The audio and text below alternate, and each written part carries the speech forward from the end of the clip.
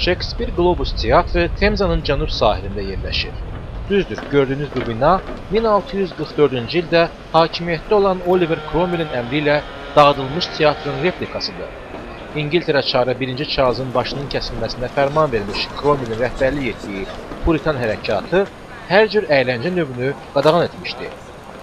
Dağıdılmazdan əvvəl 16-cı əsrin sonlarından başlayaraq Globus Teatrında William Shakespeare'in tamaşaları səhnələşdirilirdi. Teatr binasını bərpa etmək yalnız 20-ci əsrin sonlarında mümkün oldu.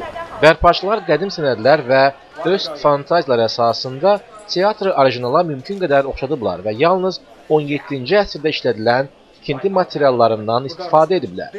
Bu teatrın inşasında poladdan, dəmirdən istifadə olunmayıb. Oturacaqlar taxtadandır. Mikrofon və səhnə işıqları yoxdur. Teatr yalnız aprel-sentyabr dövründə açıq havada fəaliyyət göstərir. Tamaşaçıların böyük hissəsi cəmi $8 ödəyərək ayaq üstə dura bilərlər. 2012-ci il Shakespeare Globe Teatrı üçün xüsusilə əlamətdar bir ildir. Aprel ayında teatr olduqca ambisiyalı bir layihəyə başlayır. Cəmisi 6 həftə ərzində teatrda 38 dildə 38 ölkədən olan truppalar çıxış edəcək və Shakespeare'in əsərlərini ifa edəcəklər. Bu məqsədlə teatrın əməkdaşları Argentina tutmuş Zənzibara kimi gəziblər və teatrlardan razılıq alıblar.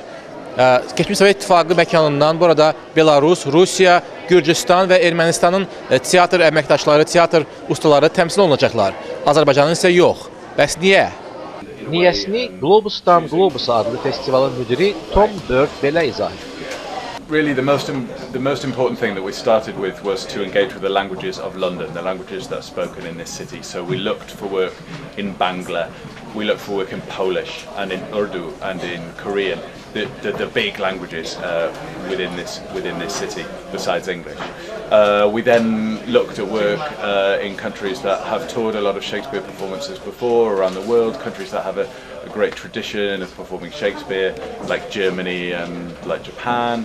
Of course, if there was a great show in any language that perhaps didn't fit those two criteria, we also didn't rule that one out either. So a variety of different ways, but really we started with the languages of London.